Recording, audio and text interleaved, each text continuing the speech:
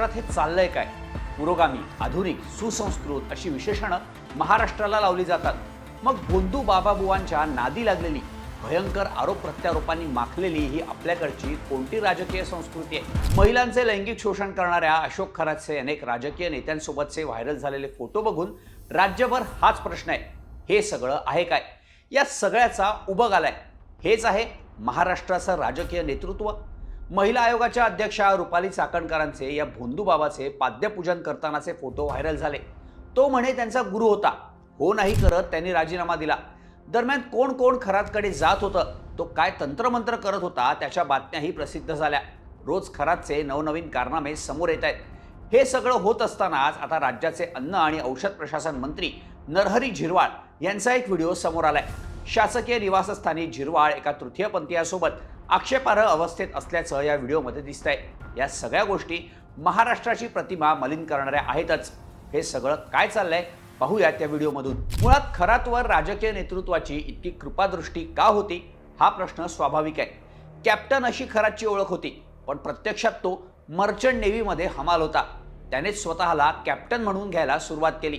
स्वतःला अंकशास्त्रज्ञ म्हणवणारा खरात 10वीत गणितात नापास झालेला होता. तरीही तो इतरांची राजकीय गणितं जुळवत आणि बिघडवत होता अशी अनेकांची समज. त्याच्याकडे गर्दी करणाऱ्यात उच्चभ्रू लोक, VIP, अधिकारी, श्रीमंत व्यक्ती ते बडे राजकारणीही होते. पण हा बाबा आपलं कल्याण कसं करणार असा प्रश्नही त्यांच्यापैकी कुणाला कसा पडला नाही की त्यांची महत्वाकांक्षा त्यांच्या सत्सद विवेक बुद्धीपेक्षा मोठी झाली होती. तो म्हणेल ते आणि म्हणेल तसं या बड्या आसामी करत होत्या. अगदी त्याच्यासाठी धरणांचं पाणी सोडण्यापर्यंतचे GR निघत होते. ते कोणी आणि का काढले, त्यातून कोणाचा काय फायदा असाही प्रश्न विचारायला हवाच. खरातवर आतापर्यंत महिलांवरील अत्याचारांचे 7 गुन्हे दाखल झालेत. धार्मिक विधी आणि उपासनेच्या नावाखाली फसवणूक करून खरातने अनेक महिलांवर अत्याचार केले. अशोक खरातची ही विकृती इतक्यावरच थांबली नाही. त्याने अल्पवयीन मुलीलाही आपल्याकडे दैवी शक्ती असल्याचं सांगत शैक्षणिक अडचणी दूर करण्याचं आश्वासन दिलं. तिचा विश्वास संपादन करून तिच्यावर अत्याचार केल्याचं प्रकरणही आता समोर आलंय. बदनामी आणि खरातने दिलेल्या धमकीमुळे या महिला तक्रार द्यायला पुढे आल्या नाहीत. पण अखेर एका महिलेने हिंमत दाखवून तक्रार केल्यानंतर खरातचे सगळे विकृत कारनामे समोर आले आणि रोज त्यात नवनवीन भर पडते. सिन्नर तालुक्यातील मिरगाव इथे बांधलेल्या ईशान्येश्वर मंदिराच्या नावाखाली खरातने मोठी माया गोळा केली. यासाठी अनेकांना त्याने लाखोंचा गंडा घातला. पण धक्कादायक गोष्ट म्हणजे या मंदिरासाठी सरकारी निधी मिळाल्याचंही समोर आलं. 31 मार्च 2018च्या एका GR नुसार तत्कालीन पर्यटन मंत्री जयकुमार रावल यांच्या मार्गदर्शनाखाली ईशान्येश्वर मंदिराच्या विकासासाठी तब्बल 1.5 कोटी रुपयांचा निधी मंजूर झाला होता. खरातने आपलं सर्वपक्षीय नेत्यांसोबत असलेलं राजकीय वजन वापरून हा निधी मिळवल्याचे आरोप सुद्धा होत आहेत. तसंच खरातच्या फार्म हाऊसवर पिस्तूल सापडल्यामुळे त्याने नरबळी दिल्याचा संशय सुद्धा व्यक्त होतोय. याहून भयंकर तपशील बातम्यांमध्ये आहेतच, ते तुम्ही रोज ऐकताय, त्यामुळे ते परत सांगत नाही. पण यातला एक मुद्दा लक्षात घेण्यासारखा आहे की खरातचं मूळ गाव वावी, त्या गावातील गावकऱ्यांनी खरातमुळे आपल्या गावाची बदनामी झाल्याचं म्हटलंय. खरातला लहानपणी कोंबडी चोर किंवा मोटर चोर म्हणून ओळखला जायचं. वावी गावातील रयत शिक्षण संस्थेच्या शाळेत अशोक खरात शिकत होता. घरून अंडी चोरून आणणं आणि शाळेत विकणं असे त्याचे उद्योग होते. ज्याचे असे उद्योग लहानपणापासून होते, तो एक साधा अंडी चोर मुलगा आपल्या समाजात महान गुरु म्हणून मिरवतो, लोकांना झुकवतो. करोडोंची माया त्याचे भक्त त्याच्या पायावर ओततात.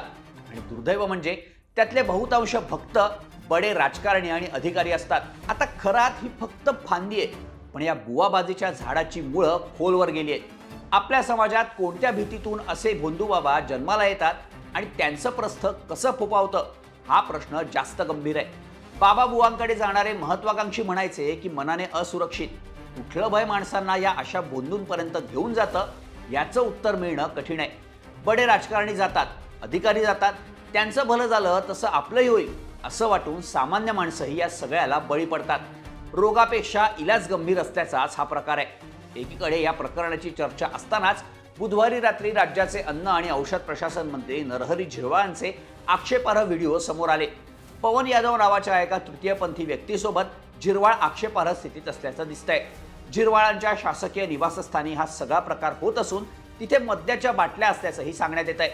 आता हा खासगी विषय असला तरी शासकीय निवासस्थानाचा गैरवापर असल्याचे आरोप करत विरोधकांनी झिरवाळांच्या राजीनाम्याची मागणी केली आहे. आता मंत्री महोदयांच्या व्हायरल क्लिपच्या चर्चेसोबत नीतिमत्तेची चर्चा करणं किंवा त्यांचा खासगी विषय राजकारण म्हणून त्यांना गोवण्यात येतंय किंवा त्यांना ब्लॅकमेल करण्यात येतंय किंवा त्यांनी नैतिकतेला स्मरून राजीनामा द्यावा, या साऱ्या चर्चा समाज माध्यमांमध्ये होत राहतील आणि होतातच. मात्र त्याहून मोठे प्रश्न आपल्या समाजासमोर आहेत. आपल्या समाजाला ही कीड का लागते? भोंदू आयाबायांवर अन्याय करत असतात तेव्हा यंत्रणा काय करतात? ज्यांनी रक्षण करायचं त्यापैकीच काही राजकारणी या भोंदूंना पाठीशी घालतात. त्यांना जाब कोण विचारणार? सामान्य जनतेला त्यांच्या प्रश्नांना काही स्थान आहे की नाही? की राजकीय महत्वाकांक्षेचे हे खेळ सामान्यांनी असेच हतबल होऊन बघत राहायचे आणि स्वतःचा खेळ करून घ्यायचा?